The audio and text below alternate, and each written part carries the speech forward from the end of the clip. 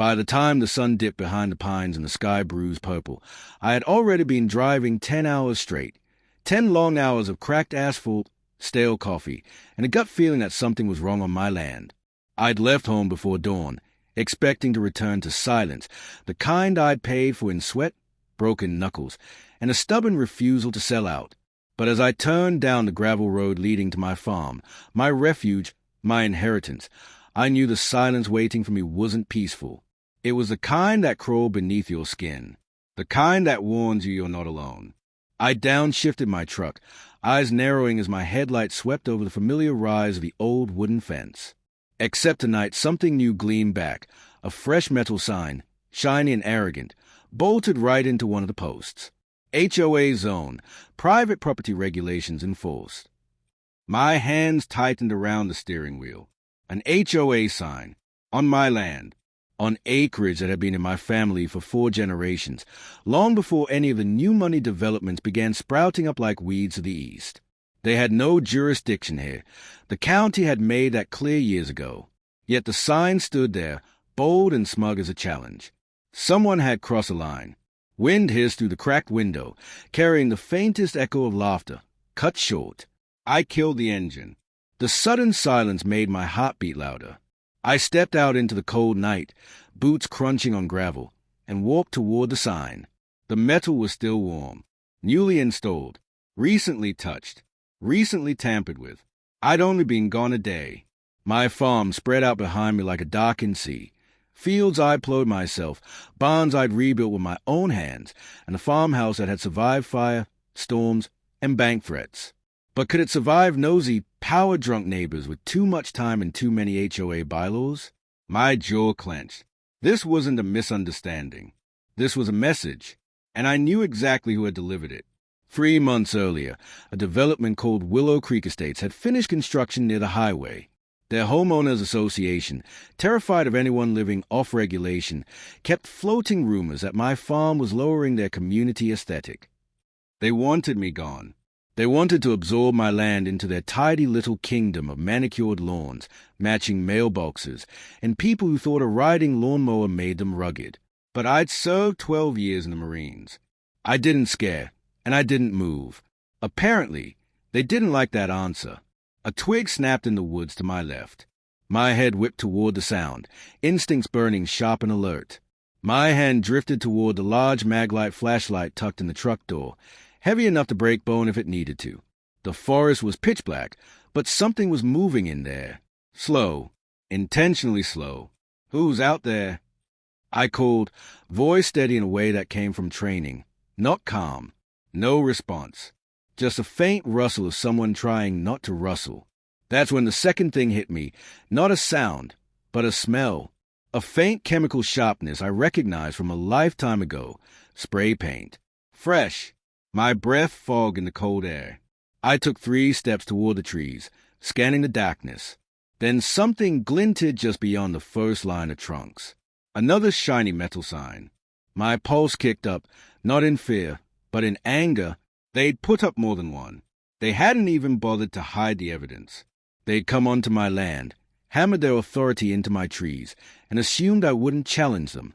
The HOA had finally done something stupid enough to justify what I'd been planning for months, a counterattack. But even as the idea sparked in my mind, a deeper instinct warned me. This wasn't just vandalism. This felt organized, coordinated, too bold for the usual HOA busybodies who wrote complaint letters in cursive. This felt like an ambush. My truck sat behind me, its cab light glowing faintly, a warm little rectangle in the dark. I almost turned back, until I realized the cab light was flickering. On. Off. On. Off. Not random. Not broken. Triggered. Someone had opened the door. My hand flew to the flashlight. I sprinted back to the truck and rounded the front bumper. Empty. But the glove box was hanging open. My registration papers, the deed copies, and my boundary map was scattered across the passenger seat like a deck of cards thrown in anger. Someone had been looking for something. A chill ran down my spine, not from fear, but from the kind of cold fury that settles deep and sharp.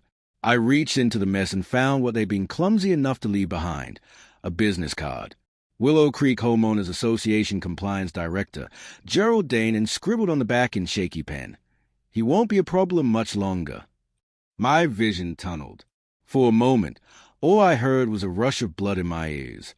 Dane, that smug snake, had been circling my property for months, pushing surveys under my door, offering cash incentives to relocate, threatening zoning complaints, and smiling like a man who'd already won. He'd just escalated from annoyance to enemy. But one thought cut through the fury. I wasn't supposed to be back yet. They thought I'd be gone until morning. They thought they had the night to do whatever they planned, which meant their plan wasn't done. Not yet. And that was when the headlights appeared over the hill, bright, wide, and moving fast. A second vehicle. Not mine. Not my neighbor's. And coming straight from my driveway. My heart didn't spike. My training didn't let it. Instead, everything inside me sharpened into focus. I stepped behind my truck, flashlight held low, ready for whatever came next. But then the vehicle slowed, rolled to a stop, and the driver's door opened. A tall figure stepped out, his silhouette unmistakable even in the dim light. Broad shoulders, confident posture, the kind of calm that only comes from seeing too many battles and surviving all of them. "Thought you might need a hand," he said, voice low and steady. My tension eased. Not much, but enough. "Reed." I exhaled. "What the hell are you doing back in town?" He smiled, just a little. "You think you're the only Marine who gets a bad feeling? I figured you'd be home by now." And from the looks of things, his gaze swept the trees, the signs, the open glove box. I figured right. A flicker of headlights flashed deeper in the woods. More movement. More of them. Reed reached into the back of his Jeep and pulled out something long, metal, and heavy. "Looks like your HOA made a mistake," he said. "They forgot to check if you had reinforcements." Another rustle. Another glint. Another sign of the ambush tightening around us. "Question is," Reed added, eyes narrowing, "you want to confront them quietly or make a statement?" A thin ribbon of fog curled low across the ground, drifting around our boots as Reed and I stood in the growing darkness. The forest wasn't quiet anymore. Too many steps, too many whispers, too much intentional stillness broken in small, careless moments. These weren't hunters or hikers. They were amateurs trying to play predators. And they were on our turf. Reed adjusted the weight to the metal bar he brought from the back of his Jeep, a collapsible pry bar we used to keep by the door in Afghanistan, in case vehicle doors or something worse needed to be opened fast. In the hands of the wrong man, it was dangerous. In the hands of Reed, it was Judgment Day. I picked up the big maglite again, gripping it like a baton. I counted 3 different movements. I murmured. Reed nodded. I counted 4. One closer, over by the east fence. Of course he counted more. The man could hear a mosquito blink. Then a voice echoed from the tree line, the kind of voice belonging to someone who'd never been hit hard enough to learn caution. "Hey!" it called, cracking slightly. "Property is under review per HOA regulations. Residents are required to comply." Reed's eyebrow twitched. "They came onto your land to yell regulations at you," he muttered. "That almost offends me." Almost. I could hear the smirk under his tone. Normally, the idea of an HOA lackey trying to intimidate me might have amused me. But tonight, with my property trespassed, my documents rifled through, my boundaries violated, there was no humor left in me. Another beam of light cut through the trees. Flashlights now. 4, maybe 5. They flicked around like nervous insects, landing on fence posts, bushes, date, everything except common sense. "They planned this," I said quietly. "Damn well thought they could overwhelm me with numbers." "They also thought you were alone." Reed said it like a promise rather than an observation. A twig cracked 20 yards behind us. Reed didn't even turn his head. 2 more behind the barn. "How many you thinking total?" I asked. "At least 8. 8. For an HOA enforcement stunt. That was absurd. But these people had been escalating for months. Trespassing, harassing, filing bogus reports. Now they were on my property after dark with enough people to start a small militia of idiots. They'd crossed every line. "Let's flush them," I said. Reed grinned slightly. "Lead the way." We split without speaking. Old instincts, marine instincts, didn't need words. I moved left, staying low, using the truck shadow as cover. The gravel crunched beneath my boots, but lightly, controlled, calculated. The flashlights in the woods hesitated, then reoriented toward me. Good. They thought they had me pinned. One beam grew brighter as its owner approached the tree line. His outline sharpened. Tall, wearing a reflective HOA vest like it actually meant something. He stepped forward, clipboard in hand, as if paperwork could save him from stupidity. You are trespassing on HOA-regulated land. He barked, chest puffed. Failure to comply will result in fines, removal of unauthorized structures, and potential legal. I stepped fully into the beam of his flashlight. Recognition hit him like a slap. Why, you're not supposed to be home yet, he stammered. I smiled, slow and cold. Surprise. Reed's shadow slid from behind the barn like a phantom. He moved silently until he was 10 feet behind the man. The HOA rep didn't notice. He was too busy scrambling to regain authority he never had. You need to vacate. I took one step toward him. Reed tapped him lightly on the shoulder with the pry bar. The man shrieked and dropped his clipboard, spinning so fast he nearly tripped over his own boots. Reed leaned in. You lost? He said, voice steady enough to make the man shake. We're conducting an inspection. On private land. I said, at night? Without permission. The man's mouth opened and closed like a goldfish trying to form words. We believe this land was being rezoned. It wasn't. I cut in sharply. Before he could try to stutter out another excuse, we heard a whistle. Shap, panicked, from deeper in the woods, then shouting, run, just run. My eyes narrowed. What the hell? And suddenly, 3 HOA members barreled into the small clearing, each one tripping over roots, branches, or their own sense of entitlement. One slid to a stop in the date, panting hard enough to wheeze. There are 2 of them, one shrieked. He brought someone. Reed folded his arms. God, I didn't even touch them. The first man, the one with the clipboard, stumbled backward, pointing wildly at us. How many of you are there? Reed and I exchanged a look. He answered truthfully, 2. But we both let the tension stretch just long enough for them to imagine something worse. Panic rippled through the small group. One of the newcomers, a pudgy guy with a headlamp and a polo shirt 2 sizes too small, tried to regain bravado. You can't intimidate us. We're officers of the Willow Creek HOA. Reed raised an eyebrow. Is that supposed to impress someone? The man swallowed hard. We're within our rights. I stepped closer. Show me. He froze. Excuse me. Show me the statute, I said, voice low and razor sharp. Show me the regulation that gives you the right to step a foot onto 4 generations of private farmland at night, vandalize it with signs, break into my truck, go through my documents, and trespass in the woods like cowards. Silence. None of them moved. None of them spoke, because there was no statute, no regulation, no authority. They had nothing. Reed took a step forward, not threatening, just present. And for these men, that was enough. Here's what's going to happen, he said calmly. You're going to drop your signs, your tools, your clipboards, and your little vests. Then you're going to walk, not run, walk back to your vehicles. And you're going to leave the signs already on my land, I added, because they are staying exactly where they are until the sheriff gets here. Sixhead snapped up in shock. SS Sheriff, someone squeaked. Yep, I said. Figured the vandalism, trespassing, and attempted intimidation should be documented properly. You call the sheriff, another shouted. Reed shrugged. We didn't say that. I smiled, but thanks for assuming. Panic surged again. Pure, scrambling panic. They started dropping their equipment, metal clattering, plastic snapping, then shuffled toward the road, trying and failing to look dignified. Reed waited until they were almost out of the clearing before murmuring, "You know they'll be back." "Oh, I'm counting on it," I said, "because next time We won't just scare them.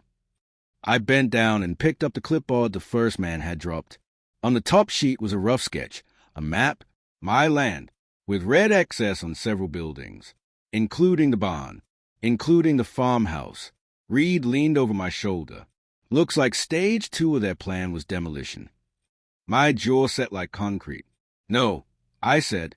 Looks like stage 2 is our plan. The night was far from over. We had work to do. The last pair of HOA goons disappeared over the hill, their reflective vests bouncing with each frantic step. Reed and I stood in the quiet they left behind, an uneasy quiet, the kind that settles right before a storm makes its first crack. The clipboard map hung from my hand, the paper fluttering in the breeze. Red excess marked the structures that meant the most to me. The barn, where my father taught me how to repair a carburetor at age 10. The equipment shed, where I kept every tool I owned. The farmhouse, where my mother's last quilt still hung across the living room couch. The nerve of them. Reed saw the tension gather in my shoulders. They were planning to hit you hard, he said quietly. Not a random scare tactic. They were coordinated. Yeah, I said. Coordinated enough to make me wonder who's pulling the strings. Because Gerald Dane, the HOA compliance director, might have been a snake, but he wasn't smart enough to organize an 8-man night raid. Someone else was pushing this, someone who stood to gain something big. Like land, like mine. Reed scanned the tree line again. We should sweep the property, make sure they didn't leave anything behind. Yeah, I agreed, tucking the clipboard under my arm. Especially since this, I tapped the red X over my barn.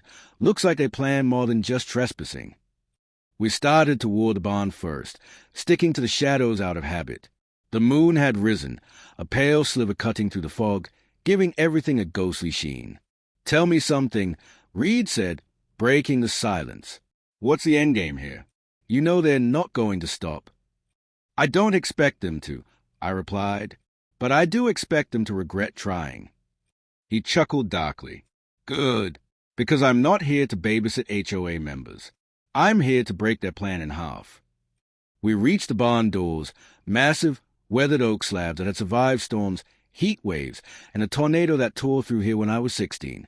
They were slightly ajar. I hadn't left them like that. Reed motioned for me to step back. He grabbed the handle and yanked it open in one swift motion. The inside was dim, lit only by a sliver of moonlight from the high windows. Dust motes floated like suspended fireflies. The air smelled like hay, motor oil, and something faintly chemical. I flicked on the mag light and swept the beam along the ground. Reed noticed it first. There. A thin metal spike stuck out of the dirt floor, wedged between the boards. A small, blinking red light pulsed from the top. Is that? I began. No, Reed said, kneeling beside it. Not an explosive. Looks like a locator tag. A what? A tracking beacon, he clarified. He plucked it out of the ground with 2 fingers. Civilian grade. Cheap. But someone could use this to mark the structure's location for a drone or a demolition crew. My stomach tightened. They weren't planning something. They were preparing something. Multiple somethings. Reed tossed the beacon into my hand. Where did they get this kind of gear? Not from the HOA office printer. I muttered. We checked the rest of the barn. 2 more beacons. One under the workbench. Another stuck behind a tractor tire. Someone had been thorough. Too thorough. We moved to the equipment shed next. This time we approached quietly, listening for breathing, shifting anything out of place. When Reed opened the door, a loud metallic clang rang out. Inside, one of my tools, a sledgehammer, was lying on the floor beside a crushed metal sign. An HOA sign. Someone had started to bolt it onto the wall of my shed, but the bolt lay abandoned on the date. They were interrupted, Reed said, by your early arrival, or by panic. But as I scanned the shed, something else caught my eye. Boot prints. Lots of them. The dirt floor was scuffed up with heavy, deliberate footsteps. Not clumsy. Not panicked. Calculated. Reed, I said, these prints aren't all HOA amateurs. He crouched and inspected one of the impressions. Correct. These boots cost more than HOA volunteers would ever spend. Someone with money hired muscle. Why muscle? I asked. What's so important that they needed to pressure me with force? Reed stood, brushing dust off his palms. Not what? Who? We both looked back at the clipboard map. Gerald Dane may have been the mouthpiece of this operation, but he was too cowardly to step foot on my land himself, which meant he had someone above him, a financier, a developer, someone with deep pockets and deeper arrogance, someone who thought this farm was already theirs. We need to check the house, I said. As we walked toward it, Reed kept glancing over his shoulder. They are going to regroup, he said. People like that always do. They'll come back with more bodies, more toys, more paperwork. Let them, I replied. We'll be ready. When we reached the house, everything looked untouched. Porch light still on, rocking chair still creaking in the wind, screen door still swaying gently.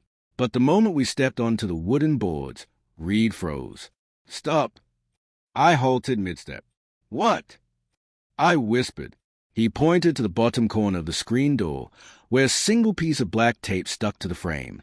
A tiny black rectangle, barely noticeable unless you knew to look for it. A fiber wire hung from its edge. What is that? I asked quietly. Reed approached it slowly, eyes narrowed. Tripwire sensor. Not explosive. Probably audio-triggered. Something designed to alert whoever planted it that someone entered the property. So they were planning to come back. I said. Oh, definitely, Reed said. And they wanted to know exactly when you got home. Anger flared inside me, sharp and clean. They wanted me gone. Permanently. They wanted your land, Reed corrected. But yay, I think they were preparing for something big. He yanked the wire free and deactivated the sensor. Inside the house, the air felt heavier. Still, too still. I walked room by room, kitchen, living room, hallway, checking for anything out of place. No drawers had been opened. No furniture moved. No footprints on the floorboards. It was almost too clean. When we reached the back office, Reed spotted it immediately, a single manila folder left on my desk, one I had definitely not left there. My name was written on it in blocky black marker. Reed exhaled slowly. Careful. I opened it. Inside were printed documents, zoning proposals, land acquisition plans, and at the top, a letter with a corporate letterhead. Willow Creek Development Group Project Expansion Blueprint Phase 2, absorption of adjacent rural land. Absorption, their chosen word for theft. Then I saw it. At the bottom of the page, under Authorized by, was a name that stopped me cold. Elias Morgan. I whispered it aloud. Reed stiffened. Wait! Morgan? As in? Yeah, I said quietly. My old commanding officer. Reed swore under his breath. Now it all made sense. The strategic planning, the coordinated ambush, the hired muscle, the precision. Elias Morgan wasn't just a developer. He was a Marine with a grudge. And he was coming for me. Reed met my eyes, calm but burning with purpose. Well, he said, that makes this personal. No, I replied, my voice low and steady as steel. It makes this war. For a long moment, neither of us spoke. The name Elias Morgan sat between us like a landmine, silent, deadly, waiting to be stepped on. My former commanding officer, a man who once lectured us about honor, discipline, and protecting what mattered. A man I trusted in a way only soldiers in the same dust choke hell can. And now he was behind the assault on my land. Reed let out a slow exhale. I always knew that guy had darkness in him. Didn't think he'd turn it into a real estate strategy. He wanted this land, I murmured, flipping through the file. Even back when we were serving, he'd talk about wanting to invest in something big, something he could run, control. Reed snorted. Control. That sounds like him. But why this place? I asked. Why me? Reed tapped the papers. Because you're the only one who wouldn't sell. He was right. I'd turned down every offer. And Morgan wasn't the type to accept no. He was the type to push until someone broke. But he'd forgotten one thing. I was someone he trained. Someone who knew his tactics. Someone who wouldn't break. Not now. Not ever. We need to prep, I said, closing the folder. If Morgan is involved, that ambush earlier wasn't the main event. It was reconnaissance, testing response time, resistance, how you'd react. How we'd react, Reed corrected. He didn't expect me here. That's a variable he'll hate. Reed stood, scanning the room again. Let's get ahead of this. If Morgan wants to play soldier on your property, he's about to learn we don't play, we finish. I nodded. Let's start outside. We moved quickly. Once we stepped onto the porch again, I felt the shift in the air, colder now, sharper.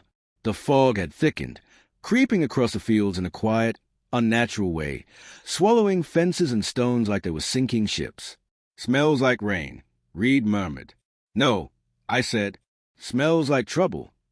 We reached the driveway, where the remnants of the HOA raid lay scattered, clipboards, broken signs, abandoned flashlights blinking weakly. Reed nudged one with his boot. They dropped gear too fast. They were scared. They should be, I replied, because when Morgan finds out they failed, he won't send amateurs next time. Reed's jaw tightened. Then let's make sure we're ready. We moved through the farm like a pair of shadows. First the barn, where we dismantled the remaining locator beacons and collected them in a pile outside. Then the equipment shed, where Reed showed me how to reposition the metal tools and vehicles to block any quick entrances. Then the fields, where we set up tripwire alarms. Nothing dangerous, just noise deterrents, the same kind we used overseas to know when someone was approaching at night. By the time we circled back toward the house, an hour had passed, and the fog had grown thick enough to muffle sound. Reed paused suddenly. Hear that? I strained my ears. At first, nothing. Then, a faint vibration in the ground. Not footsteps. Engines. Multiple. Eastridge. Reed whispered. 3 vehicles. Maybe 4. How long? I asked. 2 minutes. Maybe less. A cold, steady rage settled in my bones. Morgan wasn't waiting for sunrise. He wasn't preparing a strategy. He was coming now. Get the floodlights, I said. Reed sprinted toward the power box near the barn. I grabbed a maglite and moved toward my truck, scanning the ridge. Nothing yet, but the engines grew louder. Not trucks, SUVs, corporate militarized ones. I recognized the sound. Morgan liked those back in the Marines. The first bright floodlight snapped on, cutting through the fog like a blade. Then the second. Then the third. The entire front acreage lit up in a wide white glow. And then I saw them. 4 black SUVs rolled over the ridge, moving slow, deliberate, like sharks gliding through water. Their windows were tinted so dark I couldn't see silhouettes inside. No headlights. Just the hum of their engines, steady and confident. Reed jogged back to me. His hay. Yeah, I said. His hay. We watched as the lead SUV stopped 50 yards from the driveway. A door opened. A tall, broad-shouldered man stepped out. He wore a clean, tailored coat, black gloves, and a posture that brought back years of muscle memory. Drills, commands, discipline. Elias Morgan.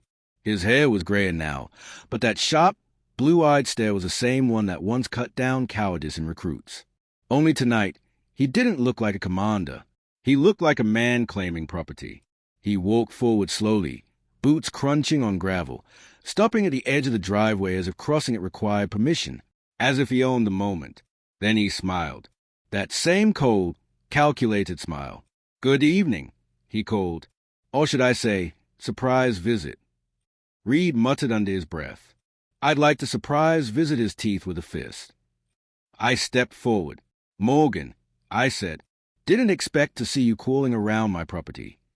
He tilted his head. Crawling? No. Approaching? Yes. I'd hoped we could discuss things, civilly. I laughed once. Sharp. Humorless. Your HOA thugs weren't very civil. He sighed, as though irritated by incompetence. Children playing games. I apologized for their behavior. They were not supposed to make a mess. So you sent 8 men to trespass and vandalize my land, I said. That was the clean version. Morgan folded his hands behind his back. I had hoped to do this the easy way. But you're making things hard, son. Don't call me son, I said, voice dropping low. His eyes flickered. Reed stepped beside me, silent but radiating threat. Morgan noticed. Ah, Sergeant Reed, I see the rumors of your return were true. You don't get to say my rank anymore, Reed said quietly. Morgan smirked. Touchy. Then he took another step closer. The land you're sitting on is valuable. You know that. I know that. The community knows that. I've offered you money. More than fair. I'm not selling, I said. Morgan nodded once. I know. That's why we're here. Behind him, SUV doors opened. 6 men stepped out. Not HOA jokers. Professionals. Black tactical jackets. Earpieces. Gloves. Boots heavy enough to imprint confidence in the date. Reed inhaled, steady and slow. Hired security, he murmured. Private contractors. Morgan clasped his hands calmly. You will have until sunrise to reconsider my offer. And if I don't? I asked. Morgan smiled again. Then we'll remove the obstacles. I tightened my grip on the maglite. The only obstacle here is you. He took one step closer. The floodlights etched deep shadows across his face. You're a stubborn man, he said softly. It's admirable, until it becomes inconvenient. We're done, Reed said sharply. Morgan held up a gloved hand. I'm giving you a chance. You're trespassing, I said. Leave now. He looked at the SUV behind him, then back at me. You can't win this, son. I stepped forward. And you can't scare me. For the first time, something flickered in his eyes. Not anger. Recognition. The student wasn't backing down. Reed leaned in slightly. You should go, Morgan. Morgan exhaled slowly, disappointment settling into his features. Very well. He turned back to his SUVs and climbed in. But before the door closed, he said one last thing. Sunrise. That's when the real negotiation begins. The SUVs rolled away, engines fading into the fog. Reed watched them disappear. His bringing a full team in the morning. Then we prepped for war. I looked at the barn, at the fields, at the house behind me. This was my land, my family's land. Morgan wanted a battle. He just declared one. The fog swallowed the last glimmer of Morgan's SUVs, and the quiet that followed wasn't peaceful. It was a kind of quiet that settles when predators retreat just long enough to circle back. Reed and I stood in the middle of the gravel driveway, floodlights blazing behind us like twin suns. My breath steamed in the cold night air, but beneath my skin, everything felt hot, anger simmering, adrenaline threading through every thought. Sunrise, Reed muttered. That gives us, what? 4 hours. 3, I said. Fog's thick. Sun won't break fast. He cracked his knuckles. Plenty of time. Plenty? Not really. Enough? Just barely. We headed back toward the barn, the metal locator beacons tucked under my arm. They clicked faintly against one another as we walked, sharp reminders that Morgan had planned something precise, coordinated, invasive, the kind of plan only military minds conceived. Let's spread the gear out, Reed said. We need eyes and ears across the property. We set up a small field table under the overhang of the barn roof. The fog curled under the amber light like smoke. On the table, we unloaded what we had, the stolen beacons, the flashlight pile, the abandoned HOA clipboards, and the file Morgan had left in my office. I spread the documents out. A printed blueprint showed my property overlaid with red grid lines. Beside it, a list of stages. Not numbered. Named. Phase 1. Assessment. Phase 2, pressure. Phase 3, isolation. Phase 4, conversion. What the hell does that even mean? I asked. Reed leaned over the map, tapping each phase. Assessment was your property value, he said. Pressure was the HOA crap. Letters, visits, warnings. I frowned. And isolation. That was tonight, he said, driving you out. Making you leave, cutting your ability to fight. And conversion. I asked quietly. Reed shrugged, probably bulldozing your land before you could stop him. My stomach tightened. It wasn't just paperwork and threats. It was annihilation. Morgan wanted to turn my life's work into another soulless development with matching mailboxes. But he'd made a mistake coming after me on the wrong night. I grabbed a pen from the clipboard and started marking the areas we'd need to fortify.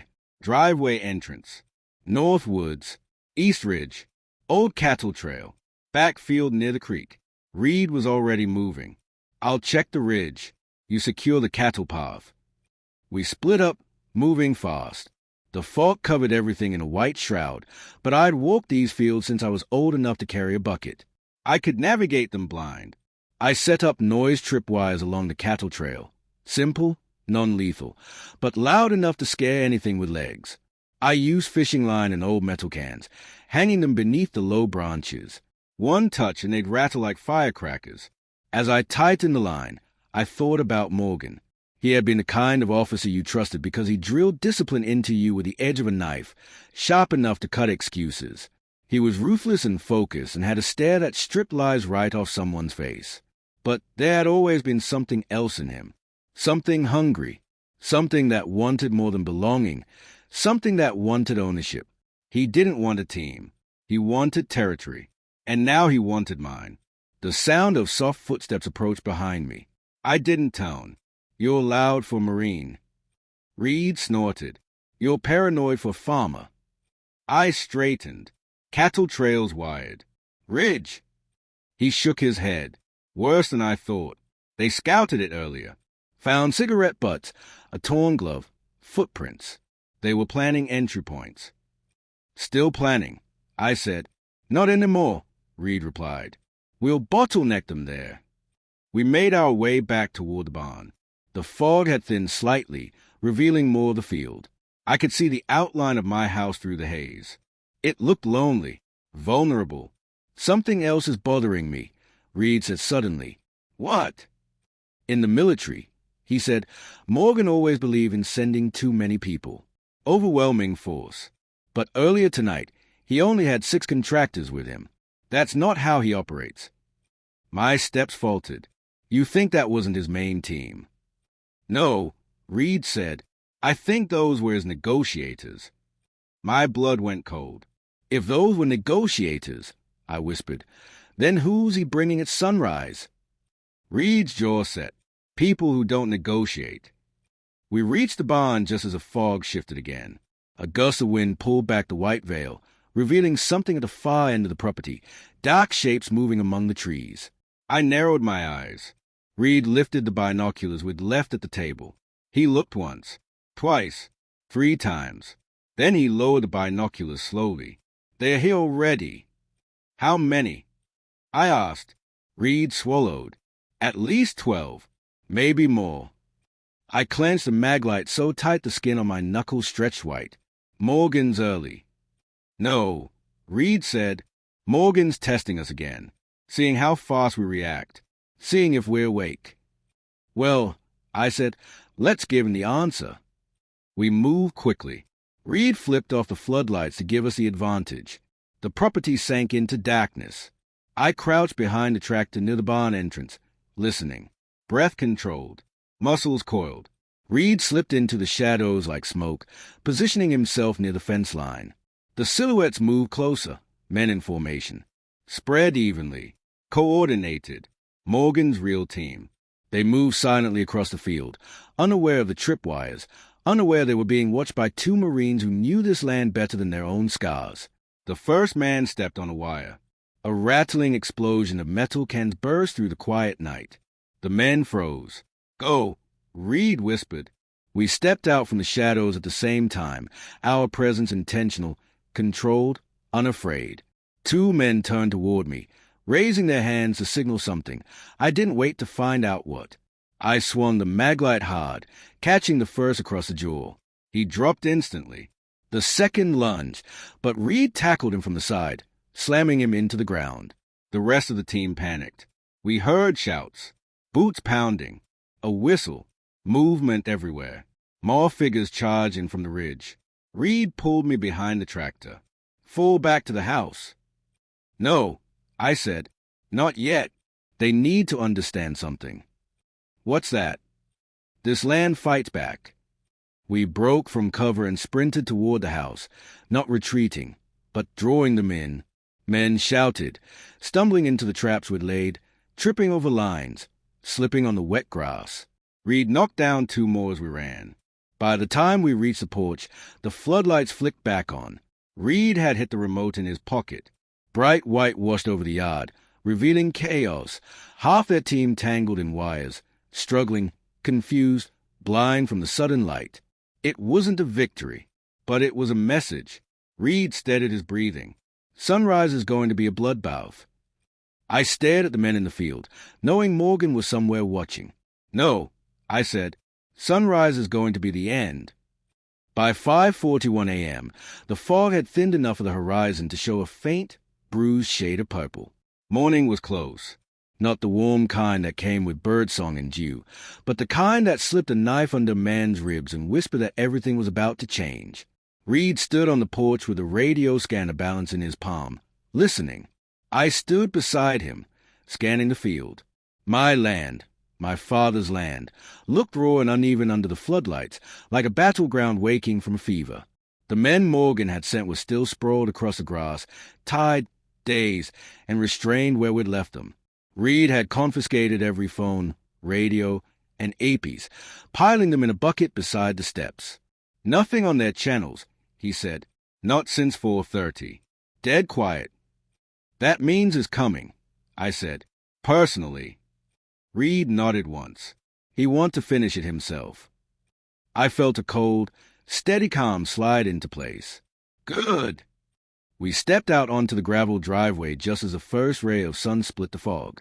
It cast a pale spear of orange across the ridge, and there he was, Morgan Carter, standing alone, and somehow that was more dangerous than a full team of his goons. He walked down the slope like he owned the land, like every inch of my fields and soil and fence lines belonged to him. He carried nothing, no briefcase, no weapon I could see, just that military precision and the smugness of a man convinced is already won. Reed stepped forward, but I raised a hand to stop him. No, I murmured. This part is mine. Reed retreated to the porch, though I knew he was watching every second with a soldier's instinct. I headed down the driveway to meet Morgan halfway. The light finally reached his face. Same stone jaw, same clipped blonde hair, same cold blue eyes that once commanded respect during midnight operations overseas. But this wasn't respect. This was possession. Rough night, he asked. His voice didn't match the damage in the field around us. Calm. Controlled. Too calm. Your men are still breathing, I said. That's the best kindness you're getting today. He chuckled once, a dry little rasp. You think you've won because you roughed up a few contractors? Come on, you're better than that. They trespassed, I said. They threatened. They followed orders that weren't legal. They followed my orders, Morgan snapped, a crack finally splitting that polished officer facade. Because I give orders worth following. I stepped closer, boots grinding gravel. You don't get to give orders here. Morgan's smile thinned, blade-like. Oh, but I do. Because he swept a hand toward the fields. This is wasted potential. Land like this shouldn't be in the hands of someone who doesn't understand what it could be. My jaw locked. It's not yours. It will be. He leaned in. You don't have the money to fight me in court. You don't have the connections to fight me politically. And after tonight, you don't have the support. Your neighbors will be furious you started a war on their doorstep. The HOA will bury you in fines. This land will be mine, and you'll sign it over to escape debt before summer. He said it like it was already carved in stone, like I was just a signature waiting to happen. I should have felt fear, or fury, or explosive adrenaline. Instead, all I felt was certainty. You know what your problem is, Morgan. I said. He arched a brow. You've spent your whole life confusing power with permission. His jaw clenched. And I'm done giving you either. Morgan took a step closer. You think you get a choice. Before I could answer, Reed's voice cut through the air from the porch. Get your eyes up. Morgan turned just in time to see two blacked-out county trucks crest the ridge, tires chewing through the grass. They rolled down the slope like judgment on wheels, lights off, Engines low but heavy. Morgan froze. I didn't. Did you think, I said slowly, that Reed and I fought all night without making call? Reed strode down the steps, holding up his phone. Sheriff's been listening for the last 20 minutes. Morgan. And the county zoning office. I added. Morgan's face drained a shade. The trucks pulled to a stop. Sheriff Harlan emerged from the first one, chewing the same toothpick he'd had since I was 16. 2 deputies stepped out behind him, hands near their belts. Harlan. Morgan barked, his voice cracking with command instinct. You have no jurisdiction in a private contract dispute. This stopped being a contract dispute, Harlan said. The moment your men trespassed, interfered with utilities, placed tracking hardware, and attempted a coordinated hostile encroachment. Morgan sputtered. Hostile? These men are licensed contractors who were found unconscious, tied up, and illegally armed on someone else's land. Harlan spit the toothpick into the date. That tells a real specific story. 3 county officials climbed out of the second truck, clipboards in hand, eyes sharp. You're also being investigated for improper easement filings, one of them said. You falsified property line documents. Morgan turned on me. You did this. No, I said. You did this to yourself. He lunged. Reed was faster. In a blur, he stepped between us, grabbed Morgan by the shoulder, and yanked him forward. Morgan stumbled, hit the date, and Reed planted a knee on his back with military precision. Stay down, Reed said calmly. The sheriff motioned to his deputies. Take him. They cuffed Morgan as he writhed, barking half-baked threats about lawsuits and acquisitions and federal-level leverage. The more he shouted, the smaller he looked. The sun finally broke the horizon, casting gold over the field. And I realized something. For the first time in months, the land felt like mine again. The county officers gathered evidence. The deputies loaded Morgan and his men into trucks. Harlan gave me a nod, half approval, half warning to get some sleep. Once the last vehicle pulled away, Reed and I stood in the silence that followed. He exhaled. That was one hell of a night. Yeah, I said, but it's over. Reed clapped a hand on my shoulder. You handled it. So did you. He smirked. What now? I looked out across the fields, my fields lit up by a brand new sunrise. Now, I said softly, I rebuild. Reed nodded, stepping off the porch. And if Morgan ever tries again. I glanced toward the road where the sheriff's trucks had vanished. He won't, I said. People like him don't come back from losing control. Reed chuckled. Let's get breakfast. You look like hell. I laughed. I feel worse. We turned toward the farmhouse, exhaustion finally creeping into my bones. But it was a good kind, earned, steady, triumphant. Behind us, the fog lifted fully, revealing every inch of the land I'd fought for. And as morning claimed the last shreds of night, one thing became absolutely certain.